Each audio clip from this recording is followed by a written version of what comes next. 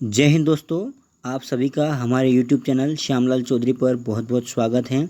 और आज हम बहुत ही महत्वपूर्ण टॉपिक पर चर्चा करने जा रहे हैं, जैव विविधता, बायोडाइवर्सिटी।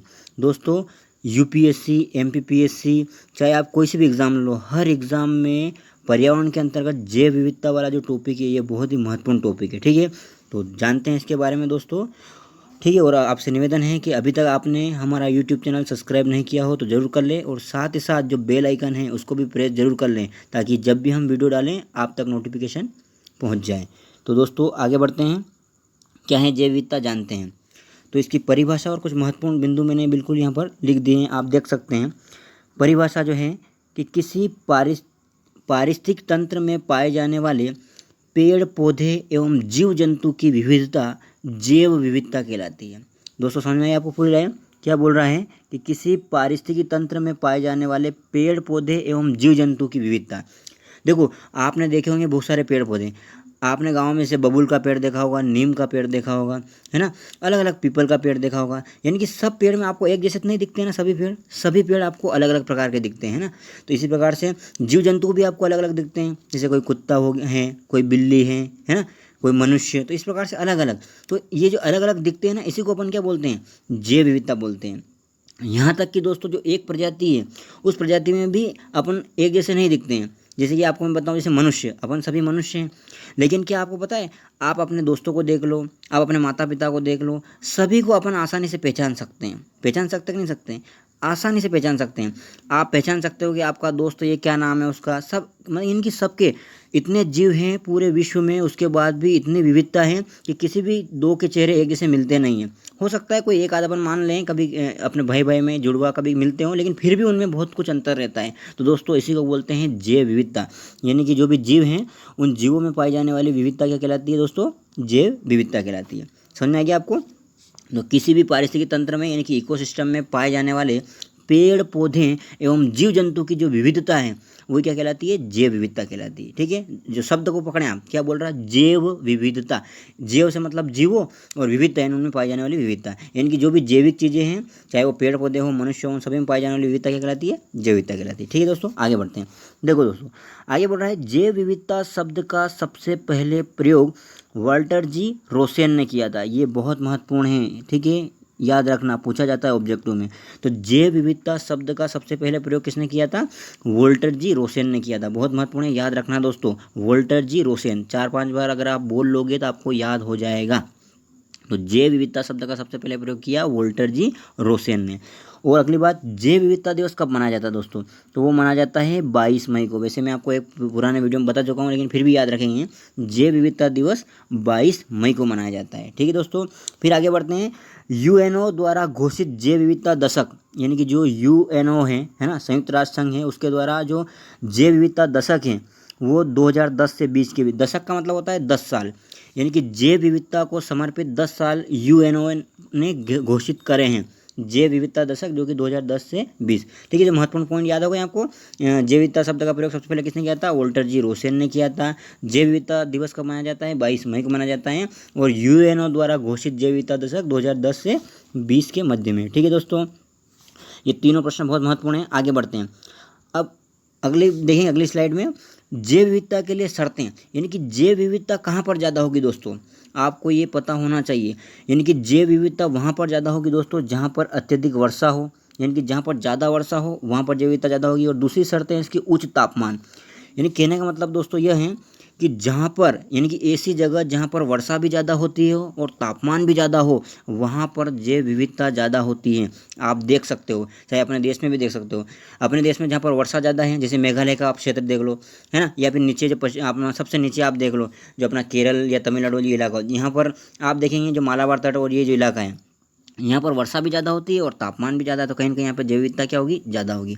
तो ये याद रखना दोस्तों, कोई पूछ लिया आपसे कि जैव विविधता कहाँ पर ज़्यादा होगी, वहाँ पर ज़्यादा होगी जहाँ पर ज़्यादा वर्षा हो और जहाँ पर ज़्यादा तापमान हो। जैसे आप राजस्थान को ले लो, राजस्थान में होता क्या है, वहाँ पर क्या है, वर्षा ज़्यादा नहीं, तापमान तो ठीक है वहाँ पर रहता होगा वो, लेकिन वहाँ पर वर्षा नहीं, यानी कि दोनों जब जहाँ पर ज़्यादा होंगे वहाँ पर क्या है, जैव विविधता ज़्यादा होगी। फिर दोस्तों आगे बढ़ते हैं, जैसे मैं आपको एक पूरे इसके माध्यम से समझा देता हूँ। आपने देखा होगा अक्षांश रेखाएं और देशांतर रेखाएं, ठीक है ना, जियोग्राफी में पढ़ा होगा आपने। जो इस प्रकार से जो खींची हुई रहती है ग्लोब पर, ये क्या कहलाती है? अक्षांश रेखाएं कहलाती है, ठीक है, समझ में आ रहा है दोस्तों आपको। और जो पूरी खड़ी के रूप में जो रहती है, जो खड़ी रेखाएं रहती है ना इस प्रकार से लंबवत, ये क्या कहलाती है? देशांतर रेखाएं कहलाती है। ये आपने बिल्कुल जियोग्राफी में पढ़ा होगा। तो अक्षांश रेखाएं क्या होती है और देशांतर रेखाएं क्या होती है, समझ में आया आपको? तो अक्षांश रेखा में ही जो बिल्कुल मध्य में होती है, इसको क्या बोलते हैं अपन? विषुवत रेखा या इक्वेटर बोलते हैं इंग्लिश में, बिल्कुल 0 डिग्री पे, ठीक है। 0 डिग्री पे इसे क्या बोलते हैं अपन? इसे बोलते हैं अपन विषुवत रेखा या इक्वेटर। इसे भूमध्य रेखा भी बोलते हैं, नाम याद रखना दोस्तों। 0 डिग्री पर भूमध्य रेखा भी बोलेंगे। भूमध्य यानी कि भूमि के मध्य में है, बल्कि भूमि के मध्य में भूमध्य रेखा, विषुवत रेखा और इक्वेटर बोलते हैं इंग्लिश में। तो ये 0, इस 0 से ऊपर जब उत्तर की ओर जाते हैं अपन, तो क्या आता है? 23.5 डिग्री जो आता है, ये कर्क रेखा है, आपने पढ़ा होगा। इसी प्रकार से जब नीचे दक्षिण की ओर जाते हैं इसी भूमध्य रेखा के, तो इधर क्या है? 23.5 डिग्री पर मकर रेखा है। इन दोनों रेखाओं का आप याद रखना दोस्तों। मैं आपको एक क्यों जिक्र कर रहा हूँ इन दोनों का, क्योंकि दोस्तों कर्क रेखा और मकर रेखा यानी कि 23.5 डिग्री उत्तर की ओर, 23.5 डिग्री दक्षिण की ओर, इन दोनों के मध्य में यहाँ पर तापमान भी ज़्यादा होता है और वर्षा भी ज़्यादा होती है। यानी कि तापमान भी ज़्यादा और वर्षा भी ज़्यादा। तो दोस्तों ये जो इलाका है पूरा, ये वाला जो इलाका है, इस इलाके में क्या होता है? जैव विविधता ज़्यादा होती है। आपको समझ में आया? यानी कि पानी से और तापमान से आपको समझ में आना चाहिए। यानी कि इस वीडियो को देखने के बाद आपको पता चल जाना चाहिए कि जैव विविधता कहाँ पर ज़्यादा होगी। दोस्तों जहाँ पर पानी ज़्यादा गिरता है और तापमान जहाँ पर ज़्यादा रहता है, यानी टेम्परेचर ज़्यादा रहता है, वहाँ पर जैव विविधता भी ज़्यादा होती है। तो आपको समझ में आया होगा। तो देखो, अगर मैं आपको बोलूँ यहाँ पर जैसे कि 0 डिग्री है, तो इस 0 डिग्री से 23.5 डिग्री यहाँ पर जैव विविधता ज़्यादा होगी, या फिर यहाँ पर मैं बोलूँ यहाँ पर जैव विविधता ज़्यादा होगी ऊपर, या फिर यहाँ पे? आपका उत्तर होगा बिल्कुल बीच वाला इलाका, यहाँ पर ज़्यादा होगी। यानी कि जैसे जैसे अपन ऊपर की ओर बढ़ेंगे जैव विविधता क्या होने लग जाएगी? बताओ बताओ, कम होने लग जाएगी, ठीक है। यानी कि जैव विविधता यहाँ से जैसे अपन ऊपर बढ़ेंगे जैव विविधता क्या होगी? कम होगी। मैंने लिख रखा है यहाँ पर, आप उसी में जाएंगे वापस, थोड़ा आगे बढ़ गया है। देखो दोस्तों, यहाँ पर आप देखेंगे तो जैसे अपन यहाँ 0 से ऊपर चलते हैं तो जैव विविधता क्या होने लग जाती है? कम होने लगती है। मैंने लिख भी रखा है यहाँ पर, कम होना, यानी कि जैव विविधता कम होती है। इसी प्रकार से यहाँ से भी आप नीचे बढ़ेंगे तो क्या होगी? जैव विविधता कम होने लग जाएगी। इसका सिंपल से मतलब है दोस्तों कि आप भूमध्य रेखा के आसपास जैव विविधता क्या होती है? ज़्यादा होती है। और जैसे ही अपन ध्रुव की ओर बढ़ते हैं, ध्रुव कहाँ पर होते हैं? ये उत्तरी ध्रुव है ना, ये उत्तरी ध्रुव है आपका, और ये दक्षिणी ध्रुव है आपका। तो जैसे जैसे यहाँ से उत्तर की ओर बढ़ेंगे या दक्षिण की ओर बढ़ेंगे तो आपकी जैव विविधता क्या होने लग जाएगी दोस्तों? जैव विविधता कम होने लग जाएगी। और अगर ऊपर से अपन नीचे की ओर आएंगे, या है ना, या फिर इधर से अपन इधर जाएंगे, तो जैव विविधता क्या होगी? बढ़ेगी। समझ में आ गया आपको? या बताऊँ? सिंपल सा है कि जैव विविधता कहाँ पर ज़्यादा होती है? भूमध्य रेखा के आसपास जैव विविधता क्या होती है? ज़्यादा होती है, ठीक है दोस्तों। और अत्यधिक तापमान और वर्षा बहुत ही निर्धारक है। आगे बढ़ते हैं। अब कुछ क्षेत्र होते हैं दोस्तों जिन्हें बोलते हैं हॉट स्पॉट क्षेत्र। हिंदी में बोले तो उष्ण स्थल। उष्ण स्थल का मतलब होता है जहाँ पर ज़्यादा गर्मी रहती है ना, वो हॉट स्पॉट क्षेत्र। तो अब इस शब्द का सबसे पहले प्रयोग किसने करा? मैं आपको समझाऊंगा ये क्या होता है हॉट स्पॉट क्षेत्र, लेकिन पहले इसमें जो लिख रखा है वो देखो। इस शब्द का सबसे पहले प्रयोग नॉर्मन मायर्स ने किया था, ठीक है। आपको पता होना चाहिए, ये बिल्कुल वेरी इंपॉर्टेंट है कि हॉट स्पॉट शब्द का सर्वप्रथम प्रयोग किसने करा? तो वो किसने करा? नॉर्मन मायर्स ने करा, ठीक है। और कब किया था? 1988 में किया था। याद रखना दोनों बातें, ठीक है। यानी कि 1988 में, 1988 में नॉर्मन मायर्स ने हॉट स्पॉट शब्द का सबसे पहले प्रयोग किया। दूसरी बात किसे कहते हैं? तो कुछ ऐसे जैव विविधता क्षेत्र, समझना बात, में इसकी परिभाषा बता रहा हूँ कि हॉट स्पॉट क्षेत्र किसे बोलते हैं। तो कुछ ऐसे जैव विविधता क्षेत्र जहाँ पर प्रजातियों की अत्यधिक विविधता पाई जाती है, उन्हें हॉट स्पॉट क्षेत्र कहते हैं। आपको समझ में आ गया हो दोस्तों? यानी कि ऐसा क्षेत्र जहाँ पर जीव जंतुओं की विविधता ज़्यादा होती है, उसे ही अपन बोलते हैं हॉट स्पॉट क्षेत्र। समझ में आ गया सभी को? हॉट स्पॉट क्षेत्र क्या है? वह क्षेत्र जहाँ पर जीव जंतुओं की विविधता ज़्यादा होती है, उसे बोलते हैं अपन हॉट स्पॉट क्षेत्र। और इस शब्द का प्रयोग सबसे पहले किसने किया था? नॉर्मन मायर्स ने किया था, और ये 1988 में किया था। फिर आगे बढ़ते हैं दोस्तों इसी में। तो आगे बोल रहा है कि पूरे विश्व में इनकी संख्या कितनी है? 35 है। याद रखना, पूछ लूँगा मैं आज जो टेस्ट होगा, है ना, उसमें कल जो टेस्ट लेंगे उसमें, कि पूरे विश्व में इनकी संख्या कितनी है? किसकी? हॉट स्पॉट क्षेत्र की। ये तो बहुत सारे हैं लेकिन जो महत्वपूर्ण है, तो पूरे विश्व में इनकी संख्या लगभग कितनी है? 35 है। और ध्यान रखना, आप यहाँ इसी बात से अंदाज़ा लगा सकते हो दोस्तों कि कितने महत्वपूर्ण है। ये जो 35 हॉट स्पॉट क्षेत्र है, ये सिर्फ पूरे विश्व की जो ज़मीन है उसमें से 2.3% भाग पर ही है। यानी कि आपके जो 35 हॉट स्पॉट क्षेत्र हैं, ये पूरे विश्व के सिर्फ कितनी जगह लेते हैं? ये 2.3% भाग पर हैं। और ये जो जैव विविधता है पूरे विश्व की, उसके कितना प्रतिशत भाग? लगभग 60% भाग क्या कर लेता है? पूरा कर देता है दोस्तों, समझ लो। यानी कि सिर्फ 2.3 वाला एरिया 60% जीव जंतुओं की विविधता दर्शाता है। आप समझ लो कितना महत्वपूर्ण क्षेत्र है। आपको समझ में आया मैं क्या बोल रहा हूँ? मेरे कहने का मतलब ये है कि सिर्फ 2.3% जो एरिया है या भाग हैं जहाँ पर हॉटस्पॉट क्षेत्र हैं, वो भाग ही पूरे विश्व की 60% प्रजातियों की विविधता इन्हीं 2.3% भाग में ही पाई जाती है दोस्तों। समझ में आ गया आपको? ठीक है। और अपन बात करें क्या भारत में भी हॉटस्पॉट क्षेत्र है? हाँ, भारत में भी कितने हैं? भारत में भी 4 हॉटस्पॉट क्षेत्र हैं। याद रखना, वेरी वेरी इंपॉर्टेंट। ठीक है, भारत में कितने हॉटस्पॉट क्षेत्र हैं? 4 हैं। और विश्व में कितने हैं?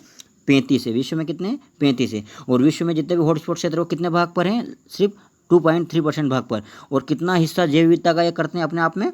60% दोस्तों। ठीक है, ये महत्वपूर्ण बातें हैं, इनको याद रखना। आगे बढ़ते हैं इसी में अपन। अब जो भारत के जो 4 हॉटस्पॉट क्षेत्र हैं वो कौन कौन से हैं उनके बारे में आपको याद होना चाहिए। तो दोस्तों देखते हैं इसमें।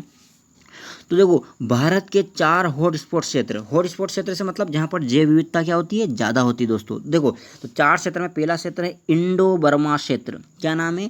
इंडो बर्मा क्षेत्र। मैं साथ साथ में आपको अब इससे आगे एक मैप में भी बताऊंगा आपको ये चारों। पहले आप यहाँ पर देख लो, एक बार याद कर लो, फिर आगे मैप में बताता हूँ मैं आपको। तो दोस्तों पहला क्या है?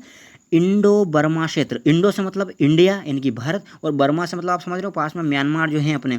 भारत और म्यांमार, आप अगर मैप नहीं याद है आपको तो दिक्कत में आप, मैप आपको याद होना चाहिए। तो आपको पता होगा भारत के उत्तर पूर्व में भारत है, और भारत से जो भारत के उत्तर पूर्व में आप देखेंगे वहाँ पर आपको म्यांमार दिख जाएगा यानी कि बर्मा।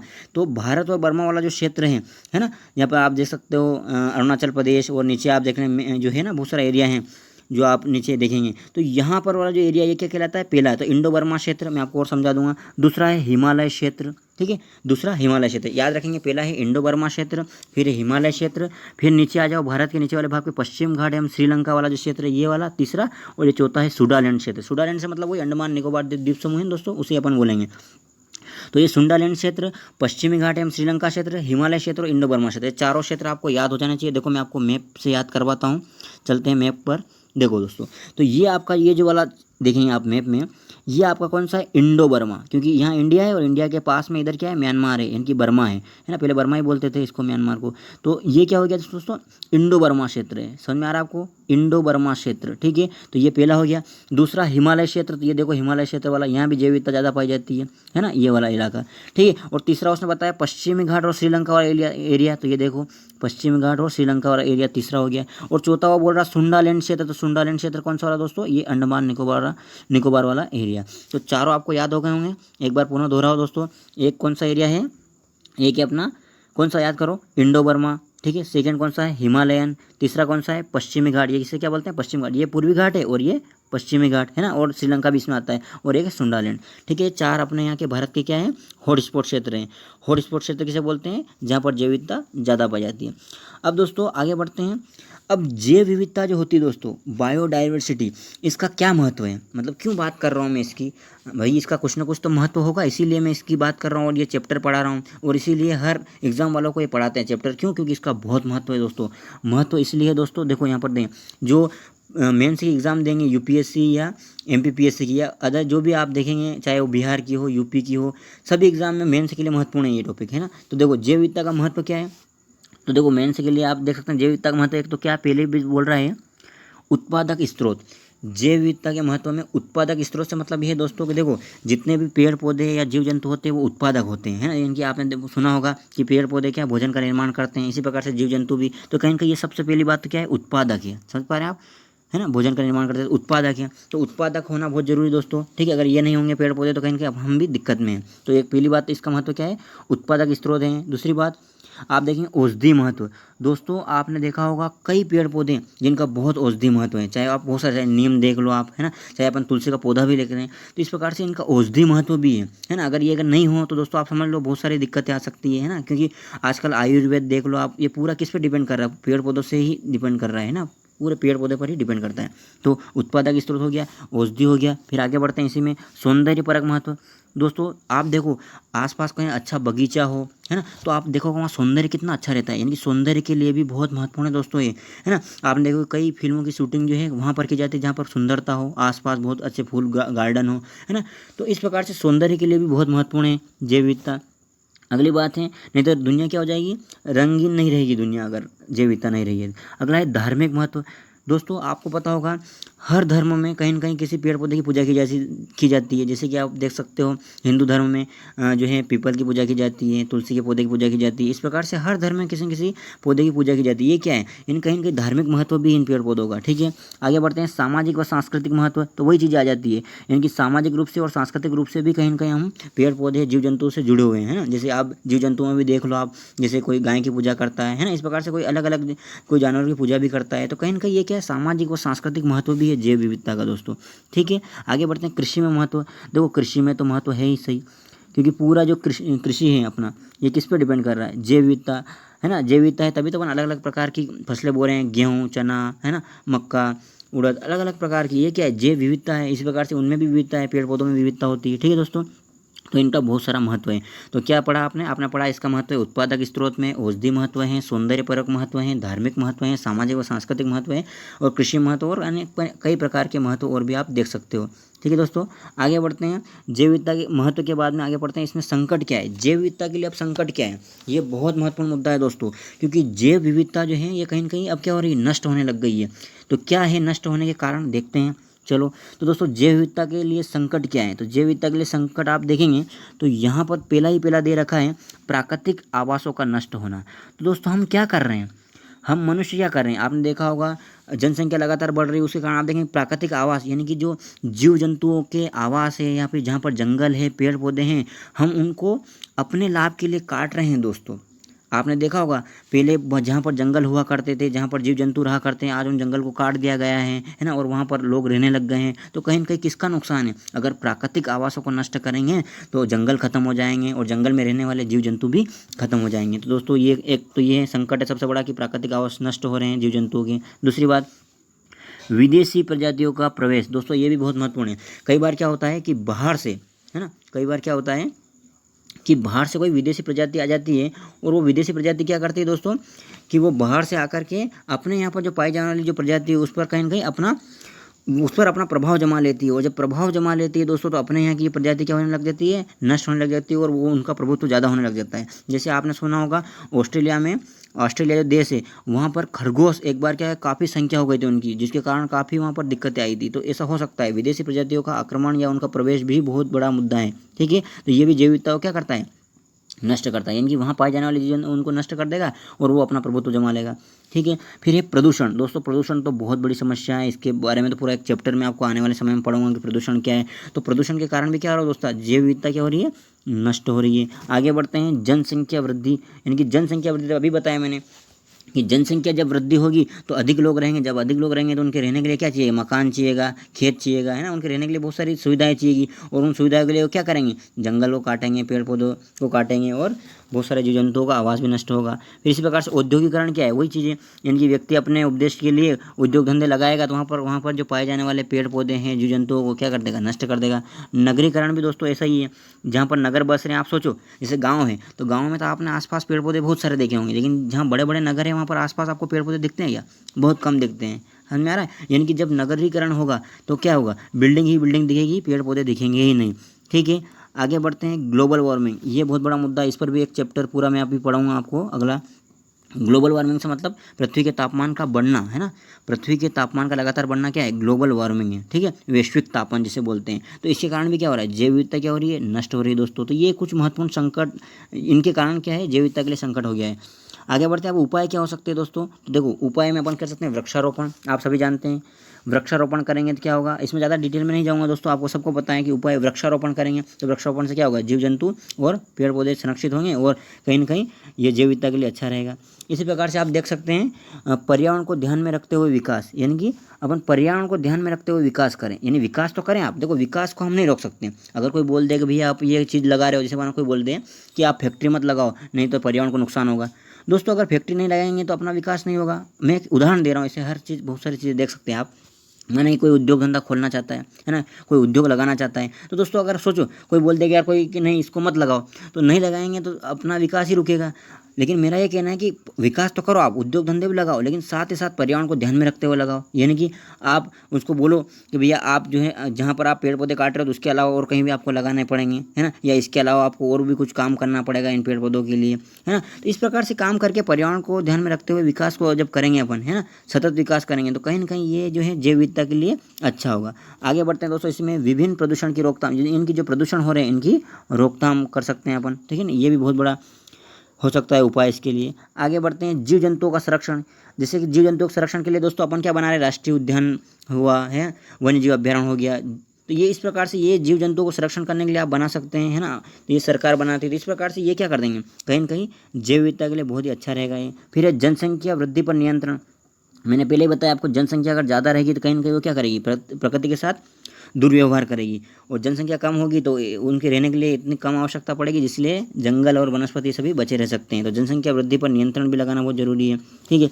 आगे बढ़ते हैं, इसी में है अत्यधिक राष्ट्रीय उद्यान और वन्य जीव अभ्यारण्य एवं जैव विविधता क्षेत्र घोषित करना चाहिए, यानी कि जो जैव, इस प्रकार से आप ये राष्ट्रीय उद्यान अगर ये घोषित करते हैं अपन, तो कहीं ना कहीं क्या होगा, कहीं ना कहीं जैव विविधता के लिए अच्छा है दोस्तों, ठीक है दोस्तों। तो ये पूरा वीडियो आपको कैसा लगा जरूर बताना आप, है ना, और आपसे निवेदन है जब आप वीडियो देखें तो नीचे कमेंट जरूर करें, ताकि हमें पता चल सके कि हमारा वीडियो कैसा क्या है, और आप कमेंट करके बताना कि आपको इस प्रकार से स्लाइड पर पढ़ाना अच्छा लगता है या ठीक है या नहीं है, कैसा है। और साथ साथ ही अगर अच्छा वीडियो लगा है तो आपसे निवेदन है कि इसे अधिक से अधिक लोगों तक शेयर करना, ठीक है, आपके चाहे भी व्हाट्सएप ग्रुप हो, फेसबुक हो, कहीं भी हो, तो अधिक से अधिक विद्यार्थियों को जोड़ना है। और इसी से संबंधित जो टेस्ट होगा कल, और साथ साथ आपको बता दूं मैं, सिर्फ आपको यही नहीं पढ़ना है, मतलब साथ साथ में ये चीज़ें तो हो गई, लेकिन आज जो कल जो टेस्ट होगा अपना लाइव, उस टेस्ट में इसके अलावा जो पीछे जितनी भी चीज़ें हैं पर्यावरण के और भी लेक्चर मैंने डाल रखे हैं प्लेलिस्ट में, आप उनको भी जरूर देखें, क्योंकि उनसे भी मैं क्वेश्चन पूछ सकता हूँ और उनको भी याद करना बहुत जरूरी है, ठीक है दोस्तों।